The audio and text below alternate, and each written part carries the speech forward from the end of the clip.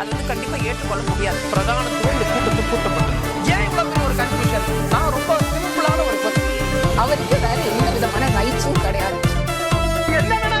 நேர்பட பேசுவின் 2வது அமர்விற்கு உங்களை வரவேற்கின்றேன். இந்த அமர்வில் நம்ம பேச இருக்கக்கூடிய தலைப்பு என்பது ஆட்சி அமைக்க யார் ஆதரவை கேட்கப் போகிறார் விஜய். இதுதான் தலைப்பு. இன்னைக்கு எல்லாரும் அதை நோக்கி தான் எதிர்பார்த்து காத்திருக்கிறார்கள். யார் ஆதரிக்க போகிறார்கள், எப்படி இந்த ஆட்சி அமைய போகிறது அப்படின்ற ஒரு கேள்வி இருக்கிறது.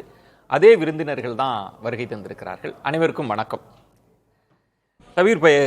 என்ன கேள்வினா, யார் ஆதரவு தர போறாங்க அப்படின்னு இல்லை, நுணுக்கமா நம்ம பார்க்க வேண்டிய ஒரு விஷயம்ன்றது விஜய் யார்கிட்டெல்லாம் ஆதரவு கேட்டு இருப்பார்ன்ற முதல் கேள்வி. அதற்கு பிறகுதானே அவங்க ஆதரவு தர்றதை பத்தி வெளிப்படையாக காங்கிரஸ் சொல்லிட்டாங்க, எங்கள்கிட்ட ஆதரவு கேட்டிருக்கிறாங்க. கிட்டத்தட்ட காங்கிரஸ் கொடுப்பது போலதான் தெரியுது. அப்படிதான் புரிஞ்சுக்கணுமா? இல்ல, அப்படிதான் ஒரு முடிவை அவங்க எடுத்திருக்காங்க அப்படின்றது தெரியுது. ஏன்னா ஒரு ஆதரவு கொடுக்கல அப்படின்னா இவ்வளவு வேகமாக வந்து ஒரு பிரஸ் மீட்டை வச்சு விஜய் எங்ககிட்ட ஆதரவு கேட்டிருக்காரு, நாங்க அதை பரிசீலனை பண்ணி தமிழக காங்கிரஸ் கமிட்டிக்கு டைரக்ட் பண்ணியிருக்கோம், நீங்க முடிவெடுங்க அப்படின்னு. அப்போ ஏற்கனவே அந்த முடிவுகள்லாம் வந்து எடுக்கப்பட்டு விட்டது அப்படின்றது. காங்கிரஸ்ல இப்போ ஒரு பேட்டர்ன் இருக்கு. யானை வரும் முன்னே மணிவோ, யானை வரும் பின்னே மணிவோ, சோடங்கர் வரும் முன்னே, சோடங்கர் பேசிட்டு அப்புறம் முடி வரும் பின்னே பேட்டர்ன். இல்ல, உங்களுக்கு இந்த கூட்டணியில் தொடரக்கூடாது அப்படின்றதுதான் பெருவாரியான காங்கிரஸ் கட்சியினருடைய மனநிலை. அதையும் மீறி காங்கிரஸ் தலைமை அந்த முடிவு எடுத்திருக்கிறது அப்படின்னும் போது அந்த கூட்டணியில் தொடர்ந்தார்கள். அதில் அவங்க வந்து ஒரு 5 சீட் ஜெயிச்சிருக்காங்க அப்படின்னும் போது இப்போ உங்களுக்கு வந்து இந்த மாதிரியான ஒரு சூழல் வந்திருக்கிறது அப்படின்னும் போது ஒரு மிக முக்கியமான அஜெண்டா வந்து காங்கிரஸ்க்கு முன் வந்திருக்கிறது. பாஜக பக்கம் விஜய் போய்விடக்கூடாது, அல்லது பாஜகவுடைய இன்ஃப்ளூயன்ஸ் அப்படின்றது விஜயுடைய ஏதோ ஒரு வகையில பாஜகவுடைய இன்ஃப்ளூயன்ஸ் உள்ள வந்துடக்கூடாது. இன்ஃப்ளூயன்ஸ்னா என்ன? அந்த ஒருத்தர் ஆதரிச்சிடக்கூடாது. இல்ல, நான் சொல்றேன், அதான் வரேன். கணக்கு என்னன்னா, நீங்க இப்போ திமுக அணியை ஆதரித்ததற்கான காரணம் என்ன? அது ஒரு கொள்கை கூட்டணி, பாஜகவுக்கு எதிரான ஒரு கொள்கை கூட்டணி அப்படின்றது. இன்னைக்கு மாநிலத்துல வந்து அந்த சர்க்கம்ஸ்டான்சஸ் சினாரியோ சேஞ்ச் ஆயிருக்கு. இன்னைக்கு திமுகவோட நீங்க கொள்கை கூட்டணியில் இருக்கலாம், பாஜகவை எதிர்க்கலாம், ஆனால் அதிகாரத்தில் ஆட்சி அமைக்கக்கூடிய வாய்ப்பு திமுக கிடைக்கல, தாவேகா கிடைத்திருக்கிறது. அப்போ இங்க வந்து உங்களுக்கு வந்து ஒரு ஆன்டி பிஜேபி ஃப்ரண்ட்டை வந்து ஒரு புதிதாக ஒரு ஃப்ரண்ட்டை உருவாக்கணும் அப்படின்னா தாவேகாவையும் அதுல ஒரு முக்கிய பங்காக அவர்கள் பார்க்கிறார்கள் அப்படின்றதா இதுல முக்கியமான விஷயம். வெளிப்படையா புரிஞ்சுக்கணும்னா, பாஜகவுக்கு இருக்கக்கூடிய உறுப்பினர்களின் எண்ணிக்கை ஒருத்தர் தான். First point. காங்கிரஸ் திமுக கூட்டணியில் இருந்து வெளியேற நினைக்கிறாங்க. முன்பு ப்ரீபோல் நம்ம நினைச்சோம், நடக்கல, இப்ப ஆதரவு கொடுத்தரலான்ற முடிவுக்கு வந்துட்டாங்க. விஜயும் காங்கிரஸ் தான் வேணும்னு நினைக்கிறார். அதானா? இல்ல, அதான் உண்மை. இல்லன்னா காங்கிரஸோட ரீச் அவுட் பண்ணிருக்க வாய்ப்பு இல்ல. ஒரு ஃபார்மலா ஒரு காங்கிரஸ் கிட்ட போய் எனக்கு ஆதரவு கொடுங்க அப்படின்னு கேட்டிருப்பதற்கான காரணமே வந்து உங்களோட நான் கூட்டணி சேரணும் அப்படின்ற அந்த விருப்பமும், நாங்க 2 பேரும் இணைந்து பணியாற்றலாம் அப்படின்ற ஒரு தேவையும் வந்து தற்போது ஏற்பட்டிருக்கிறது. திமுக காங்கிரஸ் கூட்டணி, திமுக காங்கிரஸ் கூட்டணி அப்படின்றது திமுக கூட்டணியில அவங்க வந்து நட்பு சக்தியாக நாங்க தொடர்வோம் அப்படின்னு கூட சொல்லலாம். இன்னைக்கு ஆட்சி அமைக்கக்கூடிய ஒரு வாய்ப்பு. 2 தீய சக்தி தூய சக்தியே இப்பதான் முடிஞ்சிருக்கு. இப்ப நட்பு சக்தின்னு புதிய சக்தியை கொண்டு வரீங்க. புது ஒரு விஷயத்த சொல்லுவாங்க, நாங்க நட்பு சக்தியா இருக்கோம். இல்ல, நீங்க இன்னொரு விஷயம் நீங்க கவனிக்கணும். அதாவது திமுக, காங்கிரஸ், சிபிஐ, சிபிஎம், விசிகே எல்லாருக்குமே வந்து ஒரு காமன் அஜெண்டா என்னவா இருந்துச்சு? Anti BJP.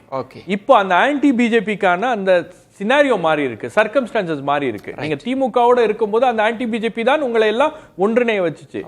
இன்னைக்கு ஆட்சி அமைக்கக்கூடிய அதிகாரம் என்பது விஜய் கிட்ட தான் இருக்கிறது அப்படின்னும் போது, வாய்ப்பு என்பது விஜய் கிட்ட தான் இருக்கு அப்படின்னும் போது, இங்க வந்து பிஜேபியோட ஊடுருவல் வந்து விடக்கூடாது. ஒரு 20 எம்எல்ஏவோ 30 எம்எல்ஏவோ அதிமுக இருந்து வராங்க, அல்லது அதிமுகவில் வந்து ஒரு ஆதரவு விஜய் கேட்டார்னா கொடுக்கறதுக்கு ரெடியா இருக்காங்கன்றாங்க. பட் அது வந்து நீங்க பேக்டோர் என்ட்ரியில பிஜேபியை வந்து மறைமுகமா உள்ள சொல்றது ஒரு வேலை. ஒரு முக்கியமான இடம் ஷபீர். அதாவது அதிமுகவுக்கு ஆதரவு அப்படின்னு சொன்னாலே அது கிட்டத்தட்ட பாஜக உள்ளுக்கு வர்றதுக்கான வாய்ப்பு இருக்குன்ற தன்மை இல்ல. நீங்க அதிமுகவுடைய ஆதரவு கிடைக்கிறது, அவங்க வந்து அமைச்சரவையில் வராங்க, இல்ல அமைச்சரவையில் டிமாண்ட் பண்றாங்க, அவங்க ஏதோ ஒன்று டிமாண்ட் பண்றாங்க, ஆதரவு கொடுக்குறாங்க, அன்கண்டிஷனல் ஆதரவு அப்படின்ற அடிப்படையில் கொடுக்குறாங்க. பாஜக வந்து அவங்கள வந்து ஹேண்டில் பண்ண மாட்டாங்க அல்லது பாஜக அவங்கள வந்து கண்ட்ரோல் பண்ண மாட்டாங்கன்னு என்ன உத்தரவாதம் ஒன்றும் கிடையாது. நம்ம பேசலாம். அப்ப இந்த இடத்துல உங்களுக்கு வந்து இடதுசாரிகளுடைய வேலையும் விசிகே உடைய பணியும் வந்து இங்க ரொம்ப முக்கியமானதாக. எனக்கு ஒரு சந்தேகம், இப்ப திரும்ப லீமா ரோஸ் சொல்றாங்க எங்கள்கிட்டையும் ஆதரவு கேட்டிருக்காங்க, அது என்ன காங்கிரஸ்டையும் கேட்டுட்டு அதிமுகட்டையும் ஏன் கேட்டிருக்காங்க? இல்ல அவங்க பேசுறாங்க, எல்லா தரப்புலயும் பேசுவாங்க. இந்த மாதிரி ஒரு சூழல்ல எல்லா கட்சிகள்கிட்டயும் பேசுவாங்க. பாமக கிட்ட கூட நீங்க போய் கேட்டீங்கன்னா எங்க கிட்டயும் பேசிட்டு இருக்காங்கன்னு வாங்க. அதுக்கப்புறம் அமமுகல ஒரு எம்எல்ஏ ஜெயிச்சிருக்காரு, அவர்கிட்டயும் பேசுறாங்க அப்படின்னு சொல்லுவாங்க. எல்லாமே இது நடக்கும் சொல்லுவாங்க. ஆனா நீங்க சொல்ற மாதிரி சூழல்ல இது நடக்கும். பட் இங்க அஜெண்டா என்னன்னா, யாருக்கு இந்த ஆன்டி பிஜேபி அப்படின்ற ஒரு ஒரு ஒரு விஷயம் இருக்கு இல்லையா, அது இன்னைக்கு வந்து திமுக இருந்தது, இன்னைக்கு தாவேகா கிட்ட ஷிஃப்ட் ஆகுமா அப்படின்ற ஒரு கேள்விதான். அது ஷிஃப்ட் ஆச்சுன்னா முதலமைச்சராக விஜய் ஆட்சி பொறுப்பேற்பதற்கு அத்தனை வாய்ப்புகளும் இருக்கிறது. ஜீவா, கிட்டத்தட்ட ஷபீர் சொன்ன இடம் தான் இன்னைக்கு திருமாவளவன் அவர்கள் சொன்னதே. இந்த வெற்றியே வந்து பாஜக மதவாத சக்திகள் உள்ளே வரவிடாமல் தடுத்திருக்கிறாங்க அப்படின்னு சொல்லி மக்களுக்கு நன்றி தெரிவிக்கிறார். இந்த மேண்டேட்டுக்கு நன்றி தெரிவிக்கிறார். ஒன்று.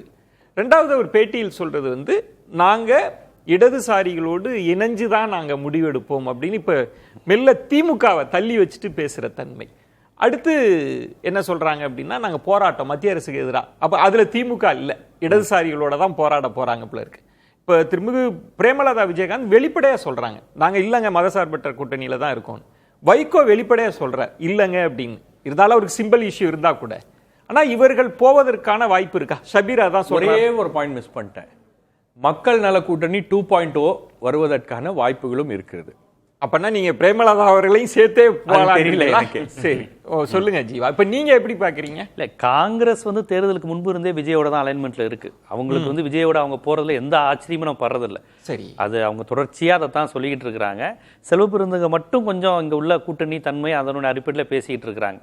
அதனால இப்ப விசிகா இங்க போக விரும்புது அப்படிங்கிறதெல்லாம் தாண்டி விஜயனுடைய விருப்பம், விஜய் என்னவாக செயல்பட வேண்டும் என்று டெல்லி என்ன நினைக்கிறாங்கன்னு எல்லாத்தையும் கலந்துதான் அதை முடிவு பண்ணணும். இதுல எங்க டெல்லி வந்தாங்க? அதிமுகவோட அவங்க பேசிக்கிட்டு இருக்கிறாங்க. பாமக இருந்து நீங்க சௌமியா அன்புமணிக்கு துணை முதலமைச்சர் கொடுக்கணுங்கிற மாதிரி டிமாண்டு இந்த 2-3 நாளா செய்திகள் வருது. இவங்க காங்கிரஸோட மட்டும் இவங்க போய் அந்த நம்பர்ஸை பெற முடியாது. இடதுசாரிகளையும் ஜீவா, எனக்கு அதுல ஒரு தெளிவு. ஷபீர் சொன்னது, நீங்க காங்கிரஸை கூப்பிட்டுட்டீங்க அப்படின்னா கிட்டத்தட்ட திரு விஜய் அவர்கள் ஆன்டி பிஜேபி ஸ்டாண்டை தான் ஃபிக்ஸ் பண்றாருன்னு தெரிஞ்சுக்கணும்.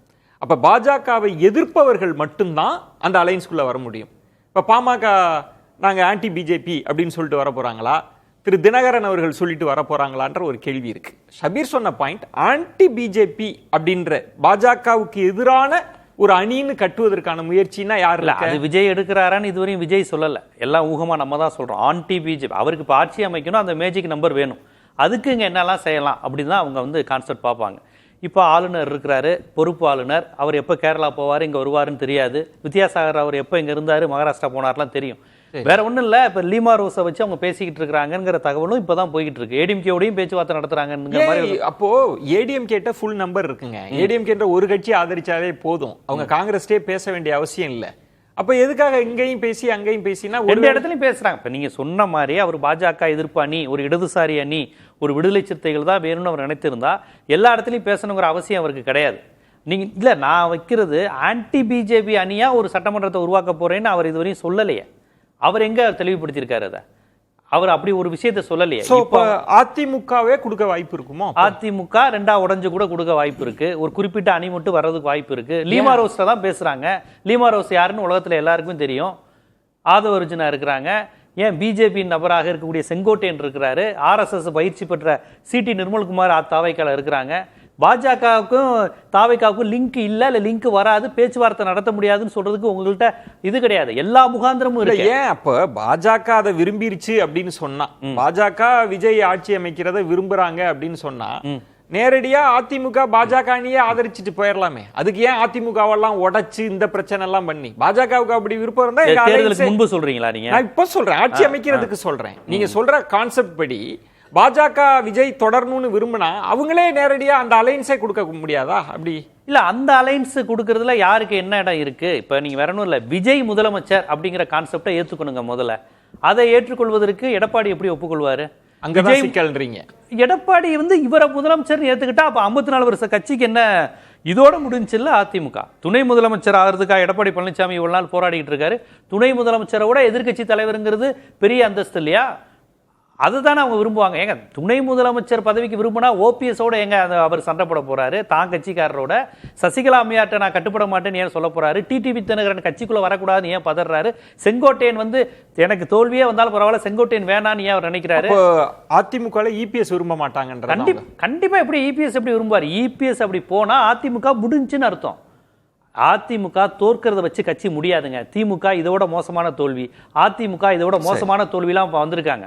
வெறும் 4 சீட்ல அதிமுக தோத்து அடுத்த எலெக்ஷன்ல 155 சீட்டு ஜெயிச்சிருக்கு. ஒரு சீட்டு மட்டும் ஜெயிச்ச திமுக அடுத்த எலெக்ஷன்ல 180 சீட்டு ஜெயிச்சிருக்கு. இதெல்லாம் வச்சு கட்சி இல்ல, ஏன்னா கட்சி கட்டமைப்புள்ள கட்சி. எப்படி பாக்குறீங்க ஜீவா? அப்ப யாரிடம் இவங்க ஆதரவு வாங்கி அமைக்க? எனக்கு தெரிந்து இவர்கள் வந்து அதிமுகல வந்து ஒரு பிரிவு, பாமக இந்த மாதிரி வந்து அமைவதற்கான விஷயங்கள் தான் அதிகமா இருக்கும். காங்கிரஸ் அது விடுதலை சிறுத்தைகள் இந்த மாதிரி அமைகிறாங்கன்னு வச்சுக்கோங்களேன். காங்கிரஸ், விசிக, முஸ்லீம் லீக்கை கூட சேர்த்துக்கோங்க, இடதுசாரிகளை கூட சேர்த்துக்கோங்க, வந்து இவங்க 120 121 சீட்டு கூட வருதுன்னு வச்சுக்கோங்களேன். அப்படி விஜய் இங்க வருவதை பாஜக விரும்புமாங்க? அதுக்காக தான் இந்த ஆளுநர் அவங்க இருக்கிறாங்களா? நீங்க ஃபோக்கஸ் இதுல இன்னொன்று, அன்னைக்கு எல்லாரும் என்ன பேசணும்? திமுக மீது மோடி அவர்களுக்கு கோபம் கிடையாது, இவர் ஏன் காங்கிரஸை வளர்த்து விடுறார் அப்படின்ற கோபம் தான் இருப்பதாக அரசியல் விமர்சகர்கள்லாம் சொன்னாங்க. இப்ப வெளிப்படையா விஜய் அவர்கள் காங்கிரஸுக்கு ஆதரவு கேட்கிறாருன்னா அதை பாஜக எப்படி புரிஞ்சுக்கும்? இங்கு காங்கிரஸ் ரொம்ப காலத்துக்கு பிறகு மந்திரி சபைக்குள்ள வரப்போறாங்க, அதை எப்படி பாஜக விரும்புங்கிற? அதை தான் நானும் கேட்கிறேன். அப்ப காங்கிரஸ் ஆப்ஷன் இல்லன்றீங்களா? காங்கிரஸ் அவர் இப்ப எல்லா ஆப்ஷனையும் அவர் வந்து தீர்மானிக்கிற இடத்துல இல்ல இங்கங்க பாரதிய இப்ப வந்து நேத்து எச் ராஜாவோ யாரோ ரொம்ப அழகா சொன்னாங்க, விஜயை ஆதரிக்கிற நபர்களுடைய மைண்ட் செட்டை நல்லா தெரிஞ்சுக்கோங்க. முழுக்க ரைட் விங் உள்ளவங்க தான் விஜயை பெரும்பாலும் ஆதரிக்கிறாங்க. நல்லா கவனிச்சு பாருங்க. யாரோ ஒருத்தர் சொல்றாரு, மேற்கு வங்கத்துல பிஜேபி எதிர்த்த மம்தா அவுட்டு, தமிழ்நாட்டுல சனாதனத்தை எதிர்த்த திமுக அவுட்டு. விஜய் வெற்றிய அவங்க சனாதனத்தின் வெற்றியாவும் இந்துத்துவத்தின் வெற்றியா தான் பாஜக தமிழ்நாட்டு தலைமையும் பாக்குது, ஆல் இந்தியா தலைமையும் பாக்குது. பாத்தீங்கன்னா சனாதனத்தை ஆதரித்தவர்களுக்கு வெற்றியான்னு பார்க்க வேண்டி இருக்குல்ல, சனாதனத்தை ஆதரிச்சவங்களுக்கும் வெற்றி கிடைச்சிருக்காங்க. யார் சனாதனத்தை ஆதரிச்சவங்க? பிஜேபியா? பிஜேபி என்னைக்கு இங்க நேரடியா இங்க வரும்? பிஜேபி நேரடியா நின்னு தாமரை வெற்றி பெற்று 118 சீட்டு என்னைக்கு தமிழ்நாட்டுல ஆட்சிக்கு வருது? அது அவங்க கனவு கிடையாது. அப்போ நீங்க எப்படிதான் புரிஞ்சுக்கிறீங்க எங்கதான் இவங்களுக்கு அந்த நம்பர்ஸ் கிடைக்க போகுது? அப்போ அந்த நம்பர்ஸ் வந்து பிஜேபி மனசு வச்சாதாங்க கிடைக்கும். ஆளுநர், பாஜக, அமித்ஷா, இந்த லீமா ரோஸ், ஆதவ் அர்ஜுனா, செங்கோட்டையன், இந்த ஏன் இந்த புள்ளிகளை நீங்க பார்க்க மாட்டீங்க? இந்த புள்ளிகள் இல்லைங்கிறீங்களா? செங்கோட்டையன், அமித்ஷா, லீமா ரோஸ், அமித்ஷா, இந்த BJP, Lima rose, Aadhav Arjuna, Sengottaiyan இந்த புள்ளிகள் இணையமா இணையாதா? இந்த புள்ளிகளுக்கு சாத்தியமே. அது ஒன்னா இருந்த கூட்டணி தானே, ஒரே கான்செப்ட் தானே அது. நான் சொல்றீங்க ஜீவா, இப்ப ஷபீர் சொன்ன மாதிரி காங்கிரஸ், விசிக, இடதுசாரிகள் இந்த அலைன்ஸ் நம்பர், இப்படி ஒரு அலைன்ஸ்ல விஜய் அமைச்சார்னா அது அகைன் ஒரு திமுக சட்டசபை தான், அதாவது ஆன்டி பிஜேபி சட்டசபை தான். பாரதிய ஜனதா வந்து இன்னைக்கு மேற்கு வங்கத்துல வந்துட்டாங்க. தமிழ்நாட்டுல இப்ப அவங்களுடைய எதிர்க்க திமுக இங்க இல்ல. பல மாநிலங்கள்ல சந்திரபாபு நாயுடு, சந்திரசேகர கட்சி உடையின்னு மேக்சிமம் வந்துட்டாங்க. தமிழ்நாட்டுல பினராயி விஜயன் அவுட். இங்க மட்டும் தான் மசோதாக்கள் எல்லாம் எதுவுமே நிறைவேற்ற முடியல. இப்பேற்பட்ட சூழ்நிலையில காங்கிரஸுக்கு அதிகாரத்தின் கூடிய ஒரு அமைச்சரவையுடன் கூடிய ஒரு ஆட்சியை பாஜக விரும்புமானா அதுக்கு வாய்ப்பு இல்ல. பாஜக கையில தான் இருக்கு. கண்டிப்பா இல்லங்க. காங்கிரஸ், விசிக, இடதுசாரி வந்தா அது இன்னொரு திமுக சட்டசபை ஆட்சி மாதிரி தான் இருக்கும். ஏன்னு கேட்டீங்கன்னா இடதுசாரிகளும் சரி விசிகாவும் சரி ஒரே நாடு ஒரே மசோதாவை ஏத்துக்க மாட்டாங்க. ஒரே நாடு ஒரே தேர்தல், வக்பு மசோதா. சரி, அப்ப நான் இப்படி புரிஞ்சுக்கிறேன் ஜீவா, நீங்க சொல்ல பிஜேபி, அப்ப நீங்க சொல்வது விஜய் ஆட்சி அமைப்பது பாஜக கையில தான் இருக்கு. கண்டிப்பா அப்படிதான் ஒரு அலைன்ஸ் உருவாகும் ஆளுநர் கையில். இதுல நீங்க இன்னொரு கோணமும் சொல்றீங்க, அதை இபிஎஸ் விரும்ப மாட்டார், விரும்பாவிட்டால் கிட்டத்தட்ட 3/2 பங்கு கண்டிப்பா உடைச்சுதான் கொண்டு வந்து அப்படி நடக்கும். லீமா ரோஸ் தான் பேசுறாங்க. லீமா ரோஸ்னா ஏடிஎம்கேனுடைய உணர்வாளரா? கடைசி நேரம் வந்தவங்க தான், பணக்காரர்ங்கிற ஒரே தகுதி தானே பேசலாம். இந்த தகுதி எல்லாம் பேசுனாங்கன்னு நமக்கு தெரியல, தான் கேட்கணும். பணக்காரர்ங்கிற தகுதி தானே, அது எல்லாத்துக்கும் வழிவகுக்கும்ல. தமிழ்நாடு அரசியல் களம் பரபரப்பாயிட்டே இருக்கு. நொடிக்கு நொடி அண்மை செய்திகளை பார்த்துட்டே இருக்கோம். திரும்ப புதிய கடிதத்தை அனுப்பி இருக்கிறாங்க. ஓஎஸ் மணியன் மறுக்கிறார், லீமா ரோஸ் வந்து இல்ல ஆதரவு கேட்டிருக்காங்கன்னு. ஒரு புறம் காங்கிரஸ் வெளிப்படையா கிட்டத்தட்ட காங்கிரஸ் மூவ் ஆகிற தன்மை இருக்கு. எப்படி பாக்குறீங்க இந்த நம்பர்ஸ் எங்கிருந்து கிடைக்கும்னு? முதல்ல காங்கிரஸ் வரும் அப்படின்னு தான் நான் நம்புறேன். அதுல ஜீவானந்த் கருத்தை வந்து நான் கொஞ்சம் மாறுபடுறேன். ஏன்னா இப்ப காங்கிரஸ் வந்து கிட்டத்தட்ட வெளியில் வந்தோன்னா ஒரு பேட்டி கொடுக்குறாங்க. கேசி வேணுகோபால் கொடுக்குற பேட்டியில சில நியாயங்களை அவர் எடுத்துட்டு வர்றார். அந்த நியாயங்கள் என்னன்னா, தாவேகாவினுடைய கொள்கை தலைவராக காமராஜர் அவர்களை வைத்திருக்கிறாருங்கிற ஒரு வார்த்தையை அவர் பயன்படுத்துகிறார். அப்ப காமராஜர் அவர்கள் தமிழகத்துல காங்கிரஸ் கட்சியினுடைய அடையாளம், அகில இந்திய அளவுல காங்கிரஸ் கட்சியில ஒரு மிக முக்கியமான அடையாளங்கள் ஒருவர் கர்ம வீரர் காமராஜர் அவர்கள். அப்ப அவர் தன் ஒரு ஆதரவு நிலைப்பாட்டுக்கு போறது அப்படி பார்த்தா நிறைய கொள்கை தலைவர்கள் இருக்காங்க, அம்பேத்கரை வச்சிருக்காங்க அப்படின்னு சொல்லி விசிக போயிடலாம், எல்லாருக்குமே ஸ்பேஸ். ஏன் அதிமுகவே எம்ஜிஆர் வச்சிருக்காங்கன்னு போகலாமே. சோ இதுதான் பெரிய ரீசனா இருக்குன்னு இல்ல. கேசி வேணுகோபால் வெளியில் வந்து ஒரு பேட்டியை கொடுக்கிறார். அதுல அவர் குறிப்பிடுகிறார் கொள்கை தலைவராக தாவேகா வந்து இவர்கள் நமக்கு காங்கிரஸ் போற மாதிரி தெரிஞ்சிருச்சு. அதனால கண்டிப்பாக போகிறது. பட் அதிமுகவுக்குள்ள இதனால் சில குழப்பங்கள் ஏற்படலாம்னு தெரியுது சார். கிட்டத்தட்ட ஓஎஸ் மணியன் அவர்கள் மறுக்கிறார், லீமாரோஸ் அவர்கள் வந்து ஆதரவு கேட்டாங்க அப்படின்னு சொல்றாரு. ஓஎஸ் மணியன் அவர்கள் பாரம்பரியமாக நீண்ட நெடுங்காலமாக அதிமுக முன்னாள் அமைச்சராக இருந்தவர், முன்னாள் சட்டமன்ற, அதுவும் இல்லாம அவர் இபிஎஸ் அவர்களை சந்தித்த பிறகு பேட்டி கொடுக்கிறார். நீங்க லீமாரோஸ் அவர்கள் வந்து கிட்டத்தட்ட ஒரு திடீரென்று வேட்பாளரானவர், ஒரு வசதியானவர் என்கிற பின்னணியில் கட்சியில் சீட்டு கொடுத்தாங்க. கிட்டத்தட்ட ஒரு கட்சியினுடைய பொதுச் செயலாளர் பேச வேண்டிய குரலை இன்னைக்கு லீமாரோஸ் அவர்கள் சொல்றாங்க, பேச்சுவார்த்தை நடக்கிறது என்கிறது போன்ற ஒரு தொனியில் அவர்கள் பேசுறாங்க. உடனே ஓஎஸ் மணியன் மறுக்கிறார். அதே நேரத்தில் ஜீவானன் ஒரு விஷயத்தை குறிப்பிட்டதை போல ஒரு 3/2 பங்கு சட்டமன்ற உறுப்பினர்கள் உடைத்து விட்டு வெளியேறிடுவாங்கன்னா 36 பேர் போகணும். அது கிட்டத்தட்ட இப்போ ஒரு 47 எண்ணிக்கையில் இருக்கு. 36 பேர் போயிடுவாங்கன்னா அதிலும் எனக்கு கொஞ்சம் நம்பிக்கை குறைவாக இருக்கு. ஏன்னா இபிஎஸ் அவர்களோடு ரொம்ப காலம் நெருக்கடியில் கூட சலனப்படாம நின்னவங்க அப்படிப்பட்டவர்கள் மட்டும்தான் இப்ப தங்கியிருக்காங்க. இன்னொன்று, இவர்கள் வேட்பாளராக தேர்ந்தெடுக்கப்பட்டதே இபிஎஸ் அவர்களால. நீங்க முன்னாடி கூட கடந்த 2021 தேர்தலில் ஒருங்கிணைப்பாளர், இணை ஒருங்கிணைப்பாளர் அப்படிங்கக்கூடிய நிலை இருந்தது. ஓபிஎஸ் ஒரு கடிதம் கொடுத்திருந்தார், அதுலதான் அவர் பின்னாடி 4 பேர் போறாங்க. சோ இங்க இந்த இடத்துல இருந்து ஒரு 36 பேர் போனாலுமே அந்த 36 பேரை அமைச்சராகிட்டா தாவேக்காவினர் என்ன செய்வாங்க? அப்ப 36 பேர்ல ஒரு 4 பேருக்கு தான் பிரதிநிதித்துவம் கிடைக்கும். அந்த 4 பேருங்கிறது 8 பேரில் ஒருவர். அப்ப அந்த 8 பேர்ல யாருங்கிற சண்டை வரும். கிட்டத்தட்ட தமிழ்நாடு நம்ம ஏடிஎம்கே ஆப்ஷன்றது நம்ம இருக்காது அப்படின்னு நான் பார்க்கிறேன். அடுத்த சாய்ஸா விசிகா இருக்கிறதுக்கான வாய்ப்பு இருக்கு சார். விசிகா இன்று அவர் கொடுத்த, திருமாவளவன் அவர்கள் கொடுத்த ஒரு பேட்டியில் இன்னைக்கு குறிப்பிடுகிறார், இந்த தேர்தல் களத்துல நான் விஜய் எதிர்த்து பரப்புரை எதுவும் செய்யல, பிரச்சாரம் எதுவும் பேசலங்கிற வார்த்தையை குறிப்பிடுகிறார். ஏன் அந்த தன்னிலை விளக்கம்? இந்த இடத்துல தான் காங்கிரஸ் கட்சியினுடைய அந்த விளக்கத்தையும் பொருத்தி பார்க்கிறேன். கேசி வேணுகோபால் வெளியில வந்து சொல்றாரு, காங்கிரஸ் கட்சியினுடைய எங்களுடைய மூத்த தலைவர்கள் ஒருவரான காமராஜர் அவர்களை கொள்கை தலைவராக தாவேகா வைத்திருக்கிறார். அந்த இடத்தில் திருமாவளவன் அவர்கள் பேச்சில் ஒரு சின்ன குழப்பம் இல்லையா? ஏன்னா அவர் முதல்ல என்ன சொல்றாருன்னா, ஆர்எஸ்எஸ் அனுப்பிய பாஜகவினுடைய வேலை திட்டத்தின் ஒரு வடிவம் தான் பெற்ற பிள்ளை அப்படின்ற வார்த்தையை பயன்படுத்துறாங்க. இன்னைக்கு என்ன சொல்றாங்கன்னா, பாஜகவுக்கு எதிராக கிடைச்ச விஜயின் வெற்றி அப்படின்னா ஒரு அலைன்ஸ்க்கு போறதுக்கான காரணங்களை தேடப்படுறாங்க. கண்டிப்பாக எல்லா கட்சிகளும் தனித்தனியா தேடுறாங்க. இன்னைக்கு கேசி வேணுகோபால் வெளியில வந்து காமராஜரை கொள்கை தலைவராக அறிவித்தார், அவர் பாயிண்ட் எடுத்துக்கிறார். இங்க திருமாவளவன் அவர்கள் சொல்றாரு, நான் எந்த வகையிலும் வந்து விஜய் எதிர்த்து எங்கேயும் பிரச்சாரம் செய்யலங்கிற வார்த்தையை அப்ப தெரியுது இன்னைக்கு பயன்படுத்தி இருக்கிறார். சிபிஎம் சிபிஐ பொறுத்தவரை சார் 2004 முதல் 2014 வரை மத்தியில் இருந்த காங்கிரஸ் அரசுக்கே வெளியில இருந்தா ஆதரவு கொடுத்தாங்க. அவர்களுடைய நிலைப்பாடு என்பது கூட்டணியில் அங்கம் வகித்து பிரதமர் பதவி தேடி வந்ததையே ஜோதிபாஸ் அவர்கள் வந்து வேண்டாம் அப்படின்னு அவங்க மனநிலை கட்சி நிலைப்பாடாவே எடுத்தாங்களே. அதுல அவருக்கு உடன்பாடு இல்லைன்னு பின்னாடி சொன்னாரு, அது வேற. அது பிறகு என்னன்னா அது ஒரு வரலாற்று தவறு எல்லாம் பேச இப்ப நீங்க சொல்வது இடதுசாரிகள் வெளியில இருந்து ஆதரவு கொடுக்கலாம். நீங்க வந்து கிட்டத்தட்ட ஜீவானன் சொன்ன மாதிரி அது வந்து ஒரு திமுக சபை போன்று இருந்தாலுமே கூட பழைய கல்லு புதிய மெத்தைன்னு சொல்ற மாதிரி இது கிட்டத்தட்ட விஜய் அவர்களுடைய ரூலிங்கா தான் இருக்கும். நீங்க ஒரு 11 பேர் ஆதரவு கொடுக்கறனாலே அப்படியே திமுக ரிட்டர்ன் ஆயிரும் நான் பார்க்கல. ஏன்னா எல்லாருமே புதிய முகங்கள், பல பேர் வேட்பாளர்கள். நமக்கு தொங்கு சட்டமன்றம் அமைகிற போது இருக்கிற பெரிய சவாலே நம்மள்ட்ட 100 சீட்டு இருக்குதான்றது இல்ல, அதை தொடர 12 சீட்டு யார்கிட்ட, அவங்க ரொம்ப பவர்ஃபுல் பிளேயரா இருப்பாங்க. அதுதான் ரொம்ப முக்கியம் தொங்கு சட்டமன்றத்துல. அவங்களோட டிமாண்ட், எதிர்பார்ப்புகள், அந்த விஷயத்தில் இப்போ ஷபீர் அவர்களும் சுவாமிநாதனும் ரம்கி கிட்டத்தட்ட திமுக கூட்டணியிலிருந்து இடதுசாரிகள், விசிக, காங்கிரஸ்னா நம்பர் கிடைச்சிருது. அப்படி எளிதா அதை நோக்கி தான் விஜய் நகர்றாரா? ஒண்ணு. ஜீவா சொல்லிட்டே இருக்கிறது இதை பாஜக விரும்புமான்ற கேள்வியும் சொல்றாங்க. இதையும் சேர்த்தான் பார்க்கணுமா? பாஜகவோட ரோல் இது இல்லை, அவங்களுக்கு வந்து ஒரே ஒரு எம்எல்ஏ தான். ஸோ ஏற்கனவே இருந்ததை விட குறைஞ்சரா இருக்கு. அவங்க ரோல்ன்றது இந்த ஒரு எம்எல்ஏ இல்ல, டெல்லியில் இருக்கிற பவரா சொல்றாங்க. கீ இருந்தால் தான் நீங்கள் டோருக்குள்ள நுழையும். உங்களுக்கு ஒரு எம்எல்ஏ வச்சு தான் அதை காரணமாக பொலிட்டிக்கல் ஆக்டிவிட்டீஸே வந்து அதை முன்வைத்து தான் பண்ண முடியும். அதனால பாஜக பெரிய அளவுக்கு ஈடுபாடு காட்டாதுன்னு நினைக்கிறேன். ஆனால் நான் வந்து நம்ம எல்லாமே பேசுறது 118 ரீச் பண்ணுறது அப்படிங்கிறது அது ஒரு பெரிய இலக்கே இல்லை. அதுக்கு மேலே நம்ம வந்து அப்ஜெக்ட் என்ன, ஒரு மாற்றத்திற்காக மக்கள் வாக்களிச்சிருக்காங்க.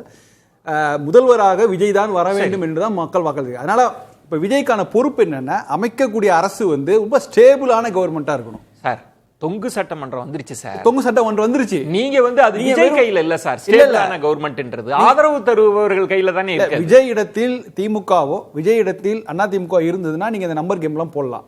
ஆனா ஒரு இன்எக்ஸ்பீரியன்ஸான ஒரு பொலிட்டிக்கல் பார்ட்டி ஆட்சிக்கு வந்திருக்கும் போது அவங்களுக்கு ஒரு வலுவான சப்போர்ட் உள்ளிருந்தோ வெளியில இருந்தோ தரணும். ஸோ அப்படி பார்க்கும்போது காங்கிரஸ் முன் வந்து கொடுக்குறாங்க. ஏன்னா அவங்களுக்கான தேவை இருக்குது. நாளைக்கு விஜய் வந்து கூட்டணிக்குள்ள வந்தால் அவங்களுக்கு தமிழ்நாடு மட்டும் இல்ல, புதுச்சேரியிலும் லாபம், கேரளா லாபம், 2029 கணக்குகள் பின்னாடி இருக்குது. அது ஒரு கம்ஃபர்டபுளான அலையன்ஸ். அதை விஜயும் விரும்புவார். ஸோ அது ஒரு. ஆனா அடுத்தது திமுக விடுதலை சிறுத்தைகளோ இடதுசாரிகளோ அவங்க ஆட்சியில் பங்கேற்பார்களா, உள்ள வந்து எந்த அளவுக்கு வெளியிலிருந்து ஆதரவு தருவார்கள், நம்பர் கேமுக்காக வெளியிலிருந்து ஆதரவு தருவார்கள், உள்ளே வந்து எந்த அளவுக்கு அவங்களுக்கு வந்து தாவேக்காவுக்கு கொஞ்சம் உதவிகரமா இருப்பாங்கிறது தெரியாது. சோ அதனால அந்த ஆப்ஷன் ஆதரவு கிடைச்சிட்டாலே, நம்பர் கிடைச்சிட்டாலே போதுமே. இப்ப இருக்கிற கேள்வி நம்பர்ஸ் வேணும். நான் ஆட்சி நம்பர் மட்டுமே, அதனாலதான் திரும்ப நம்பர் மட்டும் முக்கியம் இல்ல. நல்ல ஒரு ஸ்டேபிள் கவர்மெண்ட் நீடிக்கணும், நல்ல ஆட்சியை தரணும். அதுதானே மக்கள் வாக்களிங்க சார். அதுதான் எல்லாருக்குமே நோக்கம். அது வந்து வெளியில இருக்கிறாங்கன்னா இப்ப இடதுசாரிகள் ஆதரிச்ச அரசுக்கு என்ன சிக்கல் 1, 2, 3ல வரப்ப அவ்வளவு கையை பிடிச்சி நீங்க போகாதீங்கன்னு சொன்ன பிறகு அவங்க வெளியேறிட்டாங்க.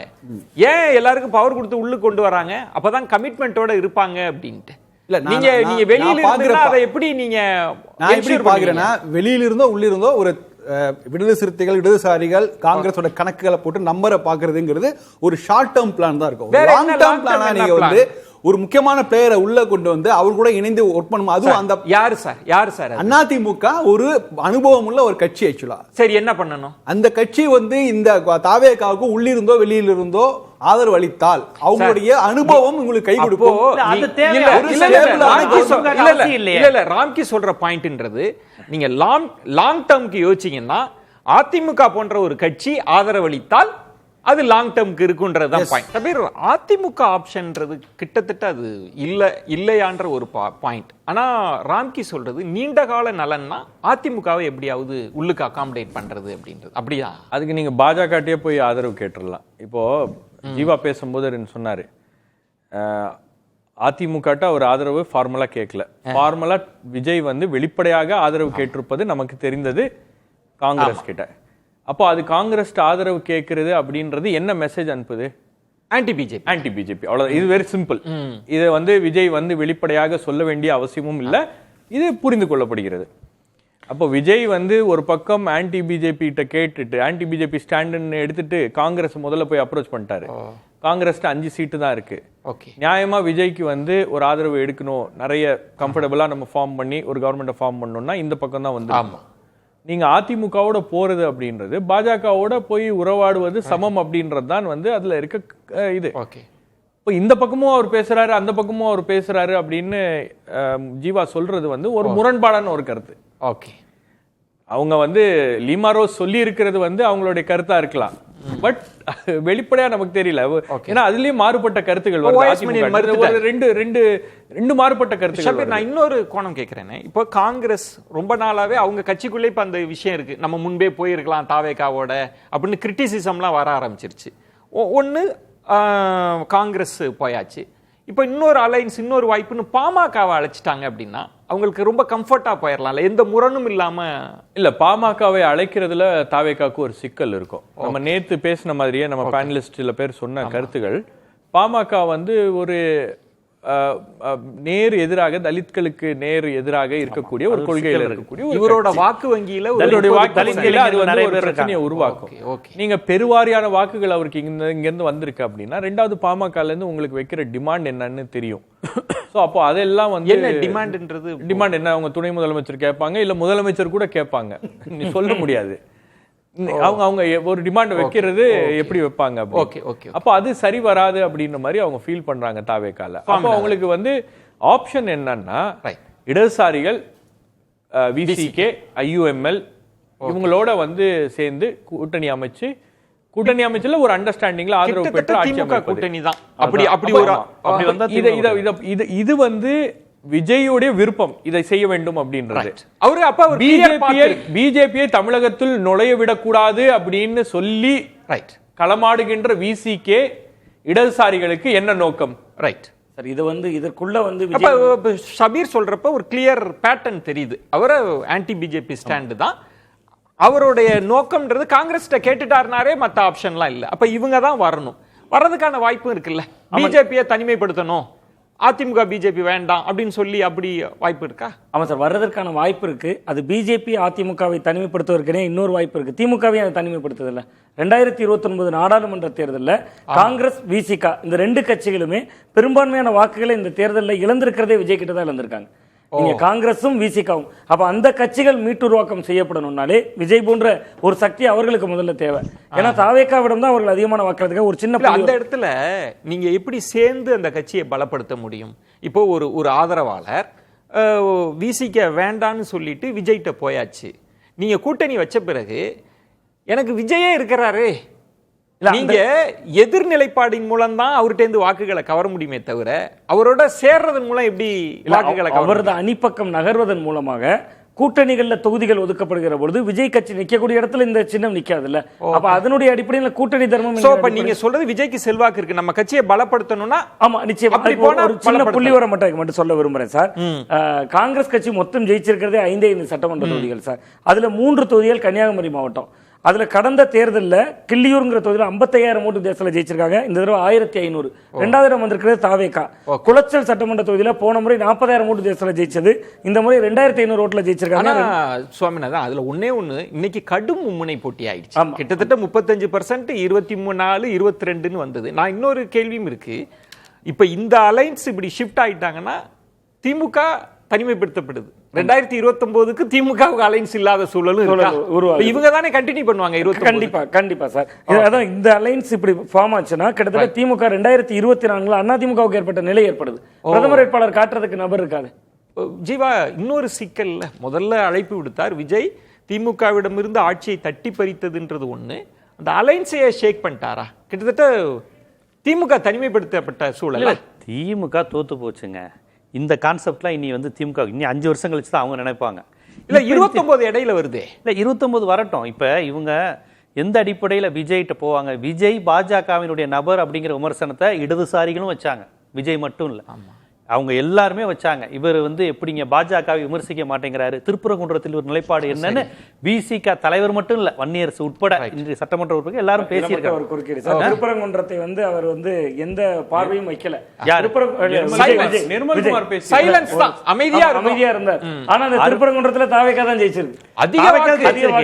அதிக பிஜேபிக்கு கொடுக்காம ஏடிஎம்கே கொடுத்தாங்க. இப்ப பிஜேபியே ஜெயிச்சிச்ச கணக்கு இல்ல. நான் என்ன ஆன்டி பிஜேபி ஃப்ரண்ட் அப்படின்றதுல இடதுசாரிகள் எந்த சமரசமும் கிடையாது, விசிகே எந்த சமரசமும் கிடையாது, திமுகவும் எந்த சமரசமும் கிடையாது. நேற்று வரைக்கும் பிஜேபி கூட்டணியில இருந்த தேமுதிக உள்ள 10 சீட் வாங்கினாங்கல்ல, எந்த அடிப்படையில கொடுத்தாங்க? ரெண்டாவது கேள்வி செல்வகுமார், முன்னாள் RSS காரர், திருப்பரங்குன்றத்துல திமுகவே பிஜேபி கூட்டணி வச்சிருக்கீங்க. திருப்பரங்குன்றத்துல போய் பிரச்சனை பண்ணது அவர் ஆட்சியில அதான் சொல்றேன். கொடுத்தாங்கல்ல. விஜய் எந்த ஸ்டாண்டுமே சொல்ல வேண்டியது இல்லைங்க. அவர் ஆன்டி பிஜேபி, எது ப்ரோ முஸ்லீம், ப்ரோ கிறிஸ்டின், ப்ரோ தலித். ஆனா அவரை ஆன்டி பிஜேபிங்கிற பிம்பம் தருவாங்க. அவர் பிஜேபி தரப்போறது யாருன்னா இப்ப மத்தவங்க இல்ல, திமுக கூட்டணியில் இவ்வளவு காலம் பயணப்பட்டவர்கள் தான் இப்ப காங்கிரஸ் கொடுத்த மாதிரி பிறர் கொடுக்க வாய்ப்பு இருக்கான்னு கேக்குறேன். அப்படி கொடுப்பாங்களா? கொடுக்க வாய்ப்பு இருக்குங்க. காங்கிரஸ் ரெடியா தான். காங்கிரஸுக்கு இப்ப பாஜக காங்கிரஸே RSS ன்னு சொல்லிட்டாங்க சார். இல்ல திமுக காரங்க காங்கிரஸ் தமிழ்நாட்டை பொறுத்தவரை உங்களுக்கு பாஜக எதிர்ப்பு போல திமுக எதிர்ப்பு தாங்க முக்கியம். காங்கிரஸ் விட்டுருங்க, காங்கிரஸ் முடிவு தெரியுது. வேற அடுத்த 2 பேர் கொடுக்க வாய்ப்பு இருக்குங்க, கொடுக்க வாய்ப்பு இருக்கு. ஆனா நீங்க அதே சமயம் இன்னைக்கு பாஜகவினர் திராவிட எதிர்ப்பாளர்களின் செல்ல பிள்ளை விஜய், சனாதனத்தை எதிர்த்த எல்லாரும் அழிஞ்சிட்டாங்க, விஜய் வந்துட்டாருன்னு பிஜேபி காரங்க கொண்டாடுறாங்க. புரியுதுங்களா? அதனால நீங்க ஏதோ பிஜேபிக்கு விஜய்க்கு தொடர்பே இல்லாத மாதிரி நினைக்க கூடாது. அப்படின்னா திரு ஜீவா, இந்த சந்தேகம் உண்மை என்றால் விசிக கொடுக்க கூடாது, இடதுசாரிகள் கொடுக்க கூடாது. அந்த கான்செப்ட் படி கொடுக்க கூடாது. இல்ல இவங்க இல்ல பிஜேபியோட டைரக்டா கூட்டணி வச்சிட கூடாதுங்கிற மாதிரி அவங்க கொடுத்தாலுமே அதுல முரண்பாடு இருக்குங்கிற. பிஜேபி அப்படி ஒரு அமைச்சரவை எதுக்கு சார்? காங்கிரஸ் அமைச்சர் கிடைக்கணுங்கிறது பாஜகவோட நோக்கமா, அமித்ஷாவோட நோக்கமா? இப்ப பாஜக வேற என்ன செய்வாங்கன்னு கேக்குறேன். அவங்க பாஜக இந்தியா முழுவதும் என்ன செஞ்சுட்டு இருக்காங்களோ அதை இங்க செய்வாங்க சார். ராம்கி, நீங்க முதல் சுற்றுல சொன்னது நீண்ட காலம்னா ஏடிஎம்கே தான் வரணும்ன்றது. அப்ப ஏடிஎம்கே பிஜேபி அலைன்ஸை உடைச்சிட்டு தானே வரணும். ஆமாமா, பிஜேபி அலைன்ஸ் உடைச்சு தான் வரணும். அதிமுக வந்து அப்ப கிட்டத்தட்ட 2029 தாவேகா ஏடிஎம்கே அலைன்ஸ் தான் இருக்கும். அப்படிதானே அப்படிதான் இருக்கும். அதுதான் சாத்தியம். மத்தபடி பிஜேபி எல்லாம் உள்ள வரதுக்குலாம் வாய்ப்பு கிடையாது. அவங்களுக்கான ஸ்டேக் கிடையாது. பிஜேபி அனுமதிப்பாங்களா ஏடிஎம்கேவை? இதில் முடிவு எடுக்க வேண்டியது விஜய் தான். ஏன்னா அவர் தான் இறுதி முடிவு எடுக்கணும். அதாவது நீ அவர் முதல்ல தான் ஆரம்பிக்கணும், அதுக்கப்புறம் தான் அதிமுக ஒத்துக்கொள்ளணும். இது ரெண்டு பேர் தான் முக்கியமான விஷயம். எனக்கு சார் ஓஎஸ் மணியன் வெளிப்படையா சொல்றாரு. அவர் சொன்ன பேட்டியை நீங்க பாக்குறீங்க. நாங்க வந்து ஆண்ட கட்சி, நாங்க பெரிய கட்சின்னு சொல்றாரு. அப்படி இருக்கிறப்ப நம்ம என்ன ஆப்ஷன் அதுல ஐடிஎம்கே நம்ம வந்து ஆப்ஷனை மட்டும் தான் பேசுறோம். இதில் முதலில் முடிவெடுக்க வேண்டியது விஜய் தான். அவர் அதிமுக நோக்கி கரம் நீட்டணும், அதுக்கப்புறம் அதிமுக அக்செப்ட் பண்ணிக்கணும். இதெல்லாம் நடக்குது. நம்ம எதுக்காக அது வந்து இதுக்கு வாய்ப்பு அதிகமா இருக்கு நான் எதுக்கு சொல்றேன்னா, இந்த ஆன்டி பிஜேபி சென்டிமெண்ட், திரும்ப திமுகவுக்கு நான் தான் மாற்று, இந்த டெல்லி வெர்சஸ் தமிழ்நாடு, இந்த நேரேட்டிவ்னால தான் மக்கள் வெறுத்து போய் மக்கள் வந்து ஆன்டி இன்கம் மாத்தி போட்டுருக்காங்க. ரெண்டாவது விஜய் வந்து ஒரு மாற்று சக்தியா தான் பாக்குறாங்க, ஒரு சேஞ்சுக்கு. அதனால தானே நீங்க கொங்கு மண்டலத்துல ஏன் அதிமுக வீழ்த்தி விட்டு ஏன் விஜய்க்கு ஓட்டு போடுறாங்க? அவங்க வந்து வெறும் திமுகவுக்கு மாற்று மட்டும் விஜயை பார்க்கல, சோ அதிமுக மாற்றாவும் பாக்குறாங்கல்ல. சோ அப்படி இருக்கும்போது மாற்றுன்றதுல ஒரு fractured mandate தான் இது. எஸ், பல மண்டலங்கள்ல விஜய் ஜெயிக்கவே இல்ல. அவங்களுக்கு எல்லாம் மாற்று வேண்டாம்னு தெரிஞ்சுக்கிறாங்க. பொதுவான சென்டிமெண்ட் தான் சொல்றேன். இது fractured mandate தான். நான் எதுக்கு சொல்ல வந்தேன்னா, அவரை வந்து ஒரு திமுக மாற்று என்கிற குறியீடு சுருக்க வேண்டாம். அவர் முன்வைத்த இதுவரைக்கும் அவர் பேசின விஷயங்களை அவர் அதையெல்லாம் கடந்தவர் தான் நான் பாக்குறேன். ஏன்னா ஜாதி மதம்லாம் கடந்து ஒரு 35% மக்கள் வந்து இதெல்லாம் கடந்துதான் அவருக்கு நம்பிக்கை வைத்து வாக்களிச்சிருக்காங்க. சோ அப்படி இருக்கும்போது அவருக்கு வந்து ஒரு வலுவான ஒரு அனுபவம் உள்ள ஒரு பார்ட்டியோட பாயிண்ட் கரெக்ட்டுங்க. நீங்க எல்லாம் அனுபவம் உள்ள இதெல்லாம் சொல்றீங்க, ரைட்.